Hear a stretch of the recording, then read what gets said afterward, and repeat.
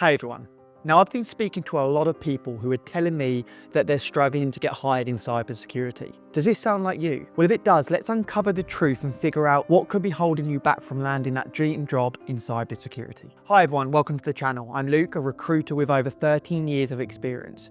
And I've seen firsthand the mistakes that prevent talented individuals from breaking into the cybersecurity field. Today, we're diving into the most common job search blunders that could be holding you back, and more importantly, how we fix them. Whether you're new to cybersecurity or have been trying to level up, stick around, because what we're about to cover could completely change your career trajectory. Now, breaking into cybersecurity can be hard, and one reason is that it's highly competitive, but many candidates make the same mistakes over and over, creating roadblocks they didn't even realize were there. So let's break down 7 reasons why you're not getting hired in cybersecurity and what actionable steps you can take. Number 1, generic resume, not showcasing relevant skills. Cybersecurity job postings often list a wide range of technical requirements. While you don't need to meet 100% of them, you must emphasize the skills you do have that align for the role. For instance, if a position requires proficiency in Python and you've worked on projects using Python, make sure that it's prominently featured on your resume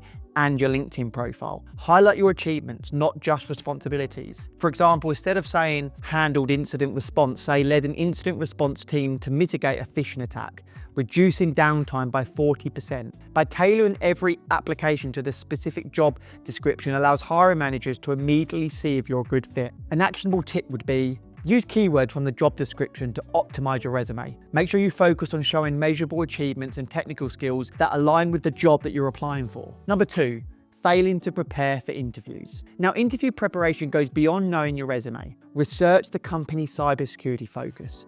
What kinds of threats might they face? Are they focused on cloud security, compliance, or pen testing? Tailor your responses to align with their needs. Practice for both technical and behavioral questions. For example, if asked how you'd handle a phishing attack, describe your step-by-step approach, identifying the breach, containing it, remediating the issue, and educating the team to prevent further occurrences. By doing this, it shows your analytical thinking and problem solving under pressure. Now, don't forget to prepare thoughtful questions for the interviewer. Asking about their tools, their processes, or their team dynamic shows genuine interest and engagement. An actionable tip: practice with mock interviews and structure your answers using the STAR method.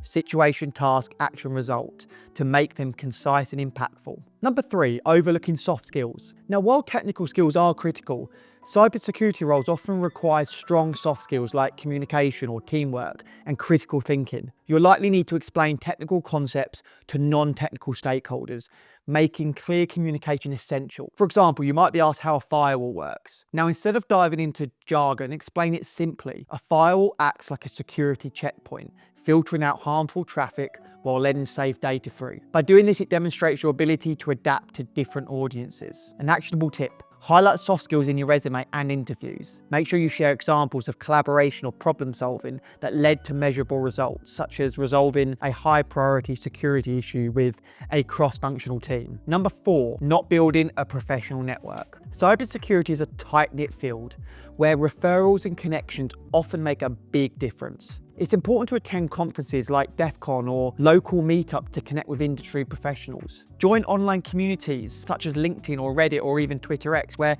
there's some great communities out there for you to share ideas and help each other learn. Reaching out for informational interviews is another powerful strategy. A simple personalized message to someone you admire in the field could lead to invaluable advice. It could lead to mentorship or even job referrals. An actionable tip: aim to connect with one new professional each week and nurture those relationships by staying in touch and offering value when possible. Number 5, not continuously learning. Now, cybersecurity evolves rapidly, and employers value candidates who stay ahead of trends. Certifications like CompTIA Security Plus or CISSP show your commitment to learning, but don't stop there. Participate in hackathons, attend webinars, and explore new tools. For example, gaining skills in cloud security or threat hunting can set you apart as companies increasingly seek experts in these areas. Sharing your insights through blogs or forums also demonstrates your passion for the field. An actionable tip: dedicate time each week to learning something new, whether it's a course, a lab simulation, or reading about the latest threats. Number 6, applying for the wrong roles. A common mistake is applying to roles that don't align with your qualifications or career goals. For instance, applying for a senior pen testing role without relevant experience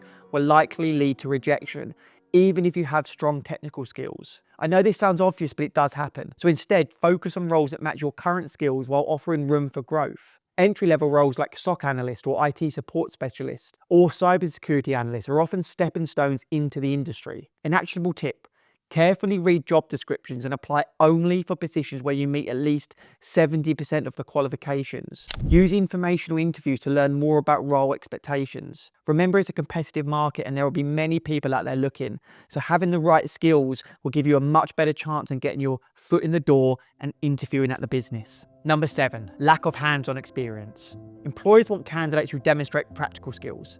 Now, while certifications are valuable, hands-on experience such as building a secure network in a lab environment or solving real-world problems in a CTF competition carry significant weight. You don't just need a professional job to gain experience. There are virtual labs like TryHackMe, Hack the Box, or even home lab setups that allow you to practice and showcase your skills. Actionable tip: document your projects and experiences on GitHub or in a portfolio to give hiring managers tangible proof of your abilities. Okay, let's recap the key mistakes to avoid and what you could do to improve your chances. So tailor your resume to each role, emphasizing measurable achievements. Prepare thoroughly for interviews, including both technical and behavioural questions. Highlight your soft skills and provide examples of collaboration and problem solving. Build a strong professional network and maintain those connections. Commit to continuous learning through certifications, webinars, hands-on projects, anything you can do that can improve in this area. Apply for roles that align with your qualification and your career stage, and gain practical experience through virtual labs, hackathons, and personal projects. Now, by addressing these areas, you'll significantly improve your chances of landing that cybersecurity job you've been dreaming about. Now it's your turn. Have you faced challenges in your cybersecurity job search? Share your story in the comments. We can all learn from each other's experiences. And if you're looking for more tips, check out my other videos on cybersecurity careers and job hunting strategies, including this one on how to pass cybersecurity interviews. Thanks for watching, and I'll see you all in the next video.